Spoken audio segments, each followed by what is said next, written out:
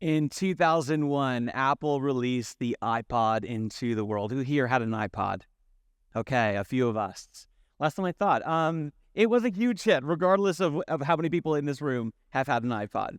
I remember being a kid when the iPod was released, and I wanted one so badly, right? Like 1,000 songs in your pocket. Are you kidding me? At the time, that was a lot, right? And to me, it was like no more off-brand MP3 players, no more Walkman. I mean, I am in. I had to have one. My friend Lucas was the only kid I knew in my school that had an iPod. And I thought, man, this dude is so cool. He's got an iPod. I have to have one. I thought, if I just had an iPod, life would be a breeze. It would be amazing. And I remember begging my parents to get me an iPod. I would plead with them for weeks and weeks. Please, can I have an iPod? Every kid in my school has one, I told them. Only Lucas had one.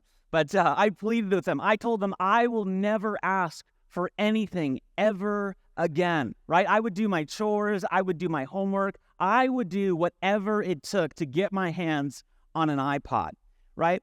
And one day, my parents finally gave in, and got me an iPod. I got one, right? And it was cool. It did all these cool things. It played your music, okay? That was pretty obvious. But it also shuffled the songs for you, which was revolutionary at the time. And it even had this incredible game called Brick. Anyone play this, okay? It was amazing. And all you had to do was go to the trusted source known as LimeWire, okay? And honestly, just like hijacking your parents' computer with viruses was literally just the price you paid for free music at the time, right? We have come a long way since the days of the iPod. But back then, it was the only thing that I wanted. Back then, it was the only thing that I wanted my parents to get me. Because deep down, I truly believe that if I had an iPod, I would be happy. I believe that this little device that fit 1,000 songs into my pocket would somehow bring me all the joy and contentment that I longed for. But we all know that the longing for more, the longing for things doesn't just go away, right? It grows as we get older. We might outgrow our nagging our parents for things. We might outgrow some of these things, but it's my assumption that in this room, many of us have not outgrown the desire for more. If we're honest, we haven't outgrown things like greed and materialism because these things don't go away. Because I believe that or we believe that things will make us happy. Things like possessions or that home or those clothes will somehow make us happy. If only I had that thing, then I would be happy. If only I had that relationship, that job, or those possessions. If only one day I could somehow figure a way to get into the housing market, right? Like as if, right? That is a pipe dream that will never happen for most of us, right? But we think that the life that we truly long for is really only unattainable because we don't have more stuff. How crazy is that idea, right? As the theologian Biggie Smalls once said, more money, more problems, right? The problem with greed is that it is an unquenchable desire. It's never enough. That's what greed is by definition. It's the inability to be satisfied with the things that you have. It's the lack of contentment with the life that we have been given. See, greed is desire to possess or own or buy things that we do not have. And this is what James writes to the church that he's writing to about greed in James chapter 5. Listen to his gracious words. Now listen, you rich people, weep and wail because of the misery that is coming on you. Glad you're in church. Your wealth has rotted and moths have eaten your clothes. Your gold and silver are corroded. Their corrosion will testify against you and eat your flesh like fire. You have hoarded your wealth in the last days. And if you're anything like me, you're like, whoa, James, chill out, man. Like, what is your deal with rich people? Like, why are you using such extreme language, right? He says, he comes to the gate, he comes out swinging right into the gate, and he says, listen up, rich people, your bank accounts will be drained, your riches will fade, your stuff will burn like fire, and on top of that, you will stand before Jesus and be condemned in the last days because you have hoarded your wealth. Now, James isn't on some kind of vendetta against the rich, right? He's not out just to like make rich people's lives miserable with these words. It seems like it, but it's not. It's a certain type of rich person that James is speaking here about. The type of person that James is writing about and is describing is the greedy, those who are, quote, hoarding their wealth in the last days. James is saying, in essence, you are on borrowed time. The stuff that you have for a moment, but it will burn up in the end, and one day you will stand before Jesus and give an account for your life. You cannot hold on to these things, but you will give an answer for how you stewarded them in your life. See, James is warning us about hoarding stuff that won't last. He's warning us about trying to grasp so hardly after things that are going to slip out of our fingers in the end. He's writing to people who are greedy and failing to care for the needy and the poor. You know, when I was in grade 2 or maybe grade 3, can't really remember the details, but I remember there was an older kid who asked my friends and I to hang out with him during recess. Okay, so that's a big deal in grade 2. Like, older kid wants to hang out with us. We're saying yes. Now, the truth is he was a bit of a nerd, okay? Meaning he did really good in science class, okay? And he invited my friends and I to go and dig for crystals in the schoolyard. And we're like, okay, I didn't know there was like crystals in here, but if they are, I am in, right? I am all the way in. And so we went over to the other side of the playground and we started digging, and turns out he was dead right, okay? We started digging these rocks that were like shiny and clear out of the ground. The thing is that we didn't know as second graders is there were ice crystals, but he was collecting these things for his science project, okay? We thought we were like, just hit the jackpot. We're literally, I remember filling my pockets with these things, right? And by the end of recess, all that was in my pocket was a melted pile of dirt, right? That by lunchtime, they were gone, right? This is what James is saying. You think you're filling your pockets with something. The extra hours at the office, the life that you're pursuing, the weekends that you work, it's going to evaporate in the end. And you'll stand before Jesus at the end and give an account for it. You know, Jesus spoke about money, greed, and possessions a lot. Many scholars point out that 25% of Jesus' sermons were on money. That's 1 month or once a month. That would be me speaking about money, possessions, and giving. That's a lot. Jesus, in fact, talked about riches and greed more than any other topic in the Bible other than the kingdom of God. In fact, he talked about money more than heaven and hell combined. And he talked about money a lot. And Jesus' harshest words were not for the prostitutes and sinners. Jesus' harshest words were not for the gay community, the progressives, or the unbelievers. His harshest words were towards the religious and the rich. To Jesus, it was the wealthy, the influential, and the spiritual that were most often lost. Jesus says this in Luke chapter 16, "No one can serve two masters.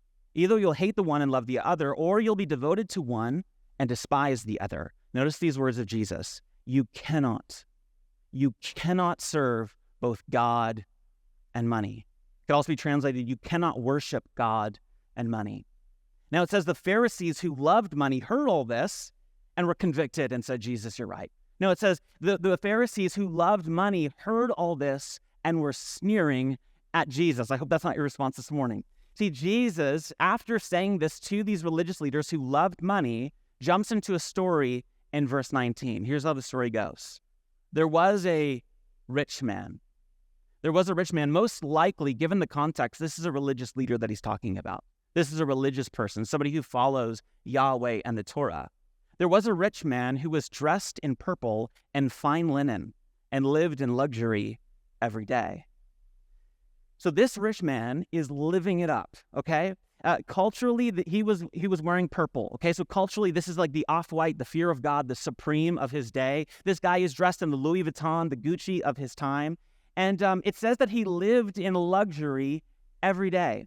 This means this guy was loaded. He had a vacation home, a Tesla, a ton of crypto, like whatever you could imagine. This is your typical South Surrey rich dude, okay?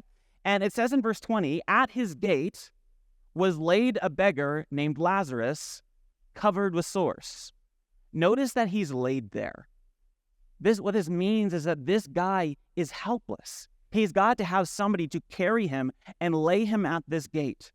Meaning this guy isn't lazy. This isn't a guy just trying to live off the backs of others. This guy can't walk. This guy can't help himself, and he's dependent on someone to help him. Verse 21, and longing to eat what fell from the rich man's table. Even the dogs came and licked his sores. So this rich man's living it up. He's living in luxury every day. And Lazarus, meanwhile, is hurting. He's helpless. He's poor. He's probably covered in sores. He's crippled. And the only one caring for him is not the rich man. It's not the religious guy. It's the dogs.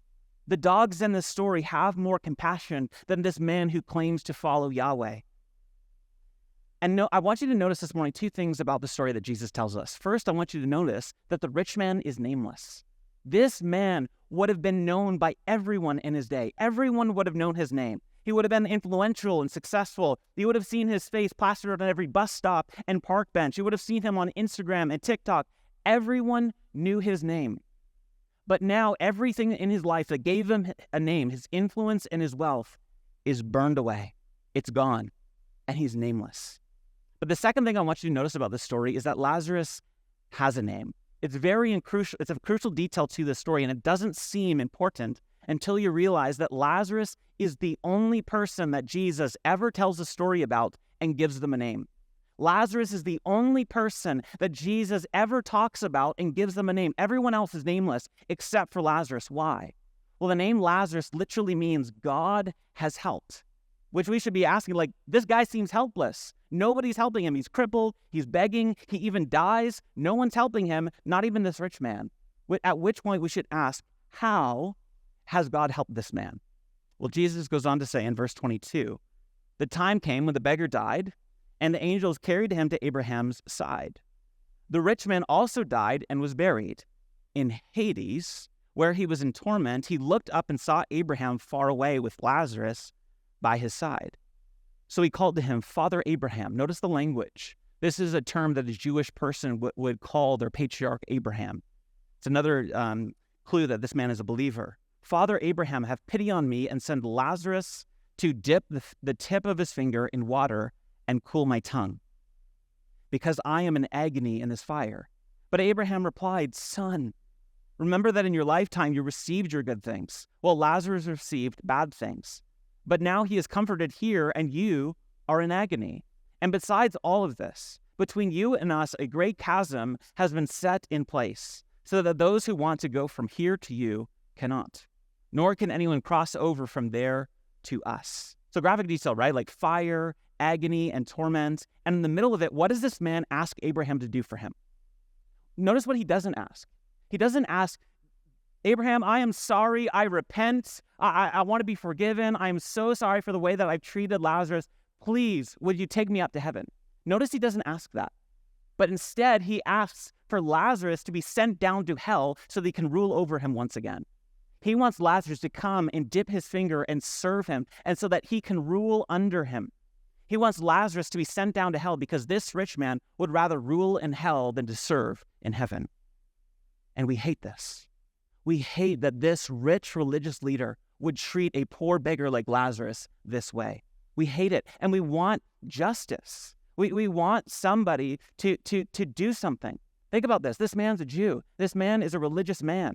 And we know this because Jesus tells the story to quote the Pharisees who loved money. And we want justice.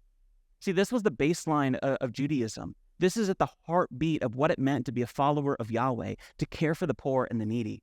Notice that James writes earlier in the book of James 1:27, and says that religion that God our Father accepts as pure and faultless is this: to care for the widow and orphans in their distress. According to James, if you want to know if you have true religion, if you actually have true faith in Yahweh, what does it look like?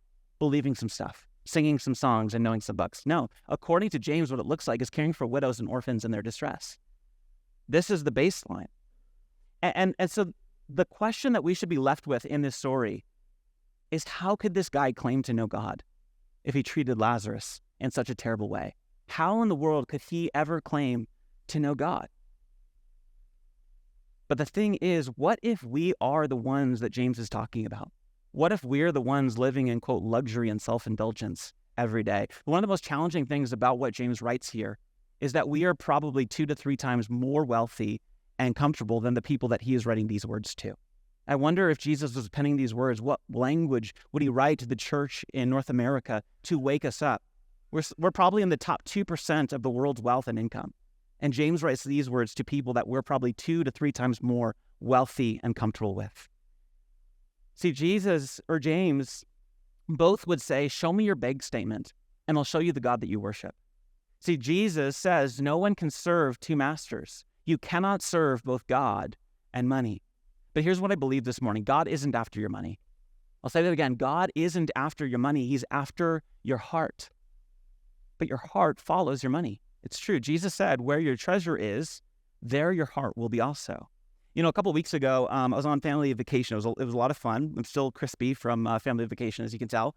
And my sister-in-law brought her boyfriend, okay? And they're like all like romantic and gooey and like in love. And it's like super cute, right? But they did this thing, right? Like wherever like she would be, he would be right there. Like if they were in the water, he'd be in the water with her, right? If they were putting on sunscreen, he'd be there with her. Like whatever like she would do, he would do with her. Why? Why would he do this? Because you follow what you treasure. You follow what you love. You follow what you value. Jesus said your heart follows your money. What are you spending your money on? Because your heart's going to follow that. Your heart is something that can be calibrated. It's like a compass that is calibrated by where you spend your money. So the question I have for you this morning is, what do you serve? Who's your master? Is it Jesus or is it greed and materialism? Because according to Jesus, we cannot do both. We'll either love God and serve him, or we will love money and serve at the altar of greed and materialism. What has your heart? James is saying if you want to know where your heart is, look at your spending. James goes on to say this in verse 4. Look, the wages you failed to pay the workers who mowed your fields are crying out against you. The cries of the harvesters have reached the ears of the Lord Almighty. Actually, in the Greek, the word Lord Almighty actually means Lord of armies. You have lived on earth in luxury and self-indulgence. You have fattened yourselves in the day of slaughter. You have condemned and murdered the innocent one who is not opposing you. See, what James is doing is he's confronting a group of rich people in this church who have gotten rich off the backs of the poor. They have failed to do justice. They're not just people who have hoarded wealth, like he says earlier, but they are also people who've become wealthy on the backs of the poor. These are people who claim to follow Jesus, but are involved in injustice. And James is talking about these rich landowners who have hired out people, mostly poor people and slaves, to harvest their crops, to mow their lawns in his language. And these rich landowners have cheated their hired hands. They have taken advantage of these poor people so that they could live in, quote, luxury and self-indulgence. In other words, they failed to pay them fair wages. And James says that their cries have reached the ears of God. In the Greek, the meaning is crystal clear. It means God is ticked, okay? And we get this. This is cruel and unimaginable for followers of Jesus to treat people like this. We want justice to be served, but what if we are the ones living in luxury and self-indulgence? See, whether we accept it or not, most of our clothing is made in other countries by women and children, just as an example. Now, the International Labor Organization estimates that there is 160 million children engaged in forced labor right now. About 80% of them are making our clothes in their countries. The vast majority of human trafficking is involved in clothing operations. See, 160 million children in slavery. Is slavery dead? No. You might not have a slave in your backyard, but you do in other countries, and we're okay with it because we want cheap clothing. We call it democracy in Canada. We call it the Industrial Revolution. We call it franchise and success. We might even call it progress and fashion, but God calls it greed and slavery. We love our stuff, and we refuse to come to grips with where it came from and the reality that most of it was made through human trafficking, unsafe work conditions, and child labor. See, for instance, Paul writes to Timothy and says that the love of money is the root of all kinds of evil. See, there's something about worshiping wealth that causes us to do all kinds of evil things in the world. For instance, financial conflict is the leading cause of divorce in our country. Caring about money, the love of money. Also, money is one of the top motivations for people to commit heinous crimes. You know, when I was a pastor in PEI, there was a thief all over the news. He was breaking into people's homes, stealing their cash, valuables, anything really laying around in their homes. And the way that he would do this is he would go to their house and he would cut their window screen. And he would climb into their house and he'd be in and out in like minutes, right? Like this guy was good, like almost like too good. Like he was like a professional or something like that, okay? And this would happen over and over and over. It was all over the news. They were calling him the screen cutter, okay? I remember the day that he got caught. I was watching the news and I couldn't believe my eyes. This guy had been to our church multiple times. This guy was a good dude. Like he seemed normal. Like to everyone around him, he just seemed like a normal guy who was like coming to our church, and he even claimed to follow Jesus. What caused him to do this? What caused him to go to such extreme lengths? He was called literally like the screen bandit or like the screen cutter. What caused him to do this? The love of money. The love of money, according to Paul, is the root of all kinds of evil. From child labor to cutting screens and stealing people's money, the love of money is the root of all kinds of evil.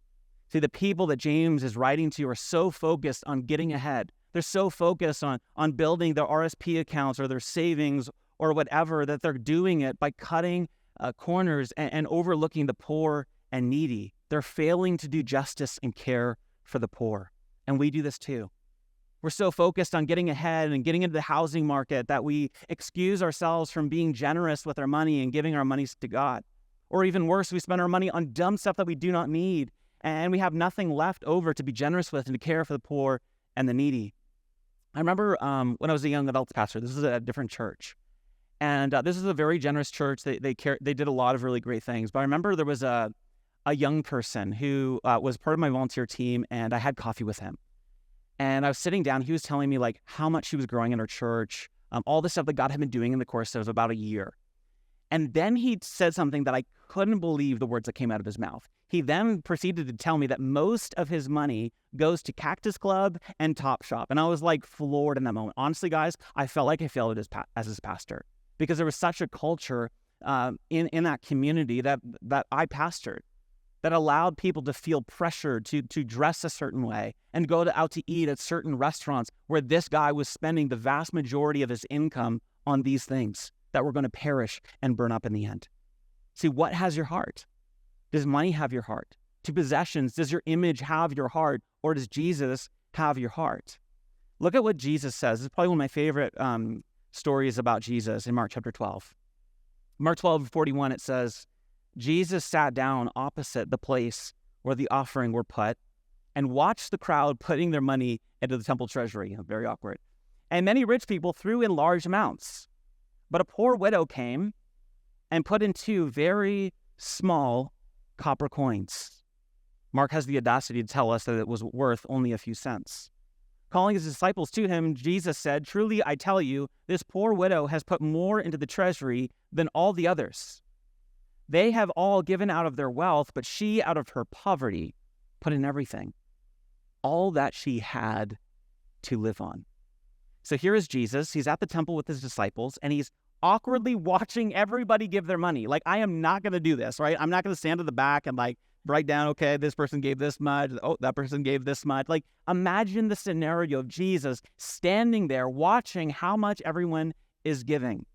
And what Jesus says is that rich people wrote big checks. And they had a lot of money to give. They were dropping large amounts of money. And all of a sudden, the doors at the back open, and this poor widow walks down the aisle. She goes over to the treasury, and she drops in 2 copper coins. Now, Mark tells us these coins were pretty much worthless. They were worth only a few pennies. And culturally, this is weird, awkward, and even maybe rude. It's like leaving a 5-cent tip in that time, right? Like, people would have been confused and shocked by this gesture. But Jesus then contrasts this poor widow with the rich people giving their large amounts. He says they all gave out of their wealth, but she gave out of her poverty. He even says she gave all that she had left to live on. So what's Jesus' point, right? Maybe you grew up in Sunday school and your Sunday school teacher's like, be like this poor widow, give everything you have to God, give until it hurts, right? God wants all your money, right? God wants everything from you, right? That's how we like learn this story in Sunday school. Okay, what if your Sunday school teacher is dead wrong? That's not what the story is about at all. This is not a story where Jesus is trying to get us to be generous. This is a story that should shock us by the injustice in this story. To see this, look at the verses that come right before this. Verse 38, it says, as he taught, Jesus said, "Watch out for the teachers of the law. They like to walk around in flowing robes and to be greeted with respect in marketplaces and have the most important seats in the synagogues and places of honor at banquets. They devour widows' houses and for a show make lengthy prayers. These men will be punished most severely." Did you catch that? Just before Jesus is spying on the giving report, right? He warns the disciples to watch out for the religious leaders. He tells them to watch out for their pompous productions of religiosity, long robes, seats of importance, long prayers, and devouring widows' houses. Why does Jesus say this? Well, widows in those days were protected by religious law. Under Jewish law, widows were to be protected by the people, not the government, but by the people who claimed to follow Jesus. See, it was often the widows who were the most vulnerable and had no one to protect or provide for them. Remember, James says that religion that God our Father accepts as pure and faultless is to look after orphans and widows. But instead of caring for this woman, they demanded a higher bar of giving. They upped the ante. They said, God wants more, so give him more. They upped and upped the rules, and they called her to give until she had nothing left. Instead of caring for her, in other words, they made her give until she was totally broke. So what would Jesus do in the face of such destructive religion? Well, the verses that follow this story says that as Jesus was leaving the temple, one of his disciples, most likely Judas, said, "Look, teacher, what massive stones, what magnificent buildings. It's beautiful." Jesus said, "Do you not see all these great buildings? Not one stone here will be left on another. Everyone will be thrown down." See, Jesus doesn't think this religious building or system is beautiful. He's not impressed by the veneer of precious stones. He sees them for what they are, blood diamonds. He's not impressed by their building projects, their haze machines, and their fancy buildings and lights. He's disgusted, and his response is, "You see this temple? I'm coming back, and when I do, I'm burning this thing to the ground." That's Jesus' response. And it's like, dude, this is extreme. Jesus, I'm sure there's a few bad in the bunch, but burning it down? Are you kidding me? See, it had come to a place where this had become a costly distraction from what truly mattered. And to Jesus, it was just smoke and lights. It was a big production. It was a show. And all the while, it neglected the poor and the needy. And Jesus says, "I'm coming back. And when I do, I'm burning this thing down." See, Ronald Rolheiser, a theologian, writes that the quality of your faith will be judged by the quality of justice in the land. And the quality of justice in the land will be judged by how the weakest and most vulnerable groups in society, widows, orphans, and strangers, fared while you were alive. The idea was that standing with God depended not just on private prayer and integrity, but also on how we stand with the poor. See, we see Jesus critiquing the religious leaders of his time for tithing, but failing to do justice and care for those most vulnerable. See, Jesus says in Matthew 23, verse 23, "Woe to you, teachers of the law and Pharisees, you hypocrites! You give a tenth or a tithe of your spices, mint, dill, and cumin, but you have failed to neglect the more important matters of the law, justice, mercy, and faithfulness. You should have practiced the latter without neglecting the former." Jesus is saying, I want you to still tithe, but the heart of it is justice. Generosity, according to Jesus, must lead to justice. So what does this look like for us today? Okay, how do we get practical with all of this information that Jesus and James are throwing at us? According to World Vision International, 9.2% of the world, or 719 million people, live in what they would call extreme poverty. This is beyond poverty, but extreme poverty, meaning they live on less than $2.15 a day. Also, many of the things that we enjoy every day, like coffee, are grown by farmers in third world countries where they are not making a livable wage. See, there are millions of people displaced from their homes right now, forced to flee and become refugees. Millions. And many of these people are young children and youth. It is estimated that 2 million children die every year from preventable diseases like the common cold, every year. Things that could be easily avoided. This also hits close to our home. Vancouver is one of the highest rated cities with poverty in our country at 11.2%. And according to the city of Surrey on their website, they write that over 75,000 people in Surrey live in poverty. Of these, almost 22,000 are children and youth. And yet, in addition to this, or in contrast to this, there's 2,700 billionaires alive today. 2,700 people who have over $1 billion in their bank account. People like Elon Musk, Jeff Bezos, Mark Zuckerberg, they could make a really great UFC fight, but we won't get into that. Their combined net worth is a whopping $12 trillion. A question for you this morning is, are they the problem? Are they the people that we are to hold responsible for not doing what Jesus called his followers to do? Right? Here's the solution. Let's just get like Jeff Bezos to give more money. Like let's hold the people who don't follow Jesus accountable for the world poverty. No, Jesus said, the world will know you are my disciples by the way that you love. Jesus says that justice and generosity will mark my people. See, it would be so much easier just to blame the billionaires in our globe for the lack of resources globally. But the problem isn't a lack of resources. The problem is a lack of generosity from those who claim to follow Jesus. According to World Vision International, the average giving of a Christian in North America is about 1% of their income. And only 3% of Christians tithe or give 10%. Listen, we are some of the most wealthy people in the world. So what would happen if every disciple of Jesus, just in North America alone, gave 10% of their income? What would be possible? World Vision International estimates that the church in North America would raise $500 billion. What would happen if Christians were generous? We would change the world overnight. $65 billion alone. We could raise $500 billion. $65 billion alone would be enough to end global poverty. Okay, we could educate children, provide clean water, feed the hungry, provide jobs. And in addition to that, we would have hundreds of billions of dollars left over to plant churches, reach the lost, fight injustice, and see heaven invade earth. C.S. Lewis, you probably heard of him. He wrote this: if you read history, you will find that the Christians who did most for the present world were precisely those who thought of the next.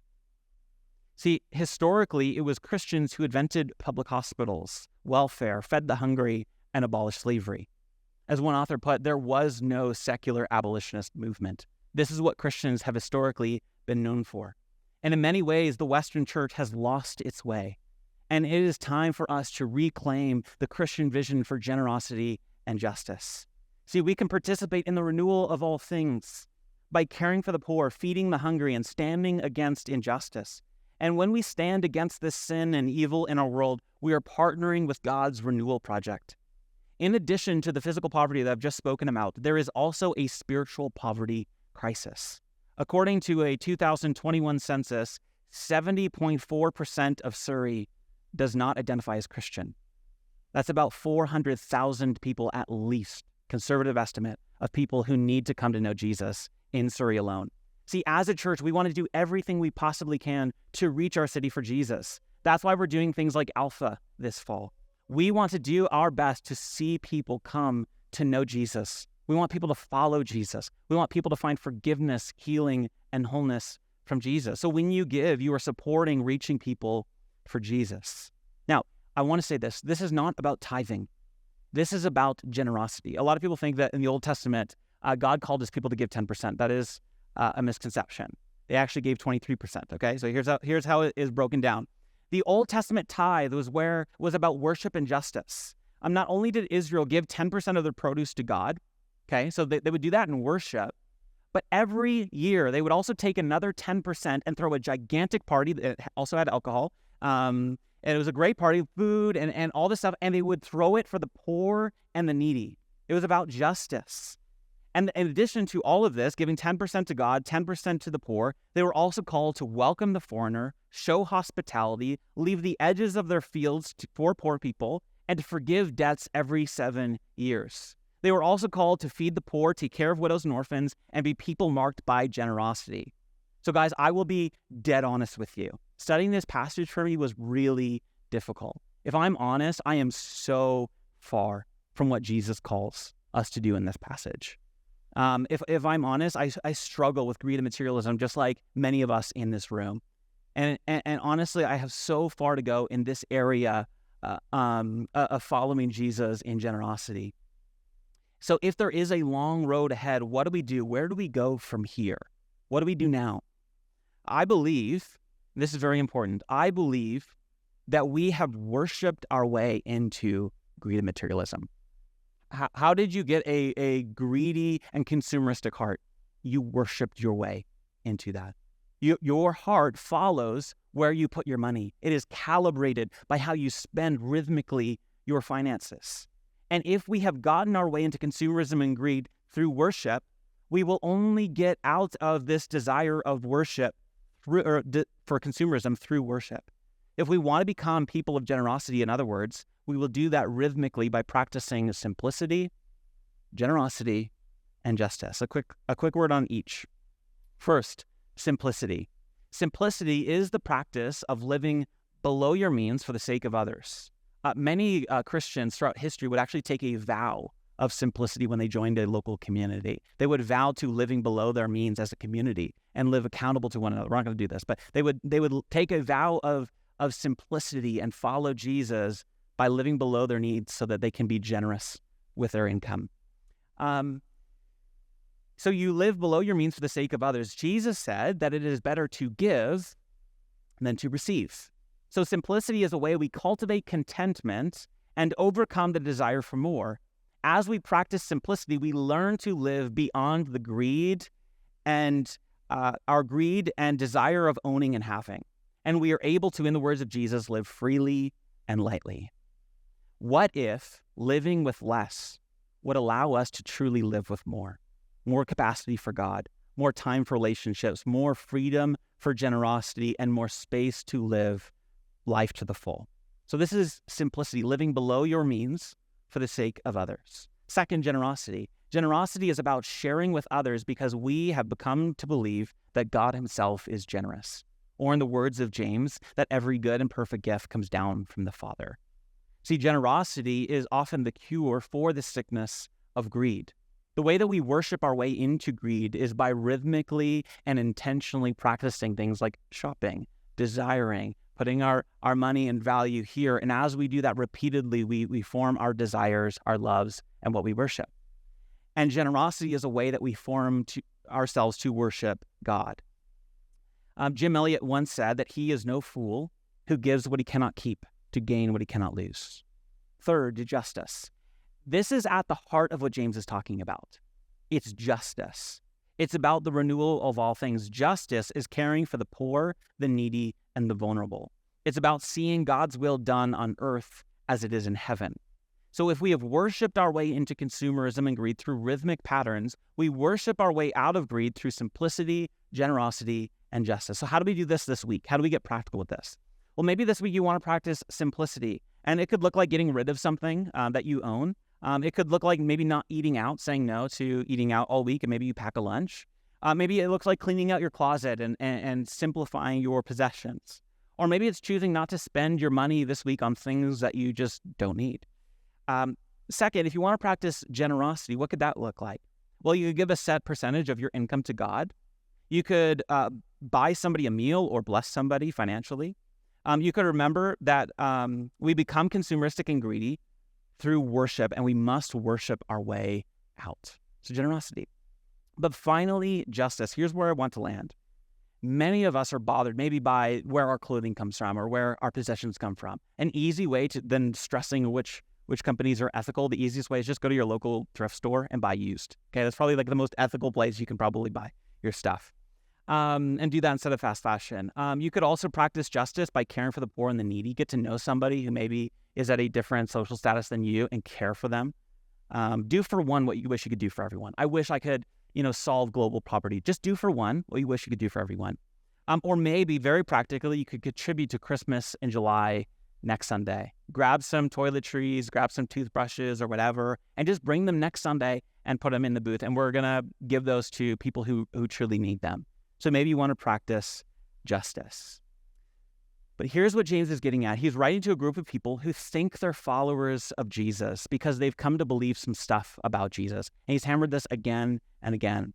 But they have failed to do justice, and they have gotten rich off the backs of others. And in doing so, they have failed to understand who Jesus really is. Jesus is the one who became poor to save us. He is the one who came to, quote, proclaim good news to the poor, freedom for the prisoners, and recovery of sight to the blind. He came to set the oppressed free and proclaim the year of Jubilee, the year of justice. See, it's not enough to simply believe some things about Jesus. We must join him in the renewal of all things. And how we can do that is practicing simplicity, generosity, and justice. Let's pray.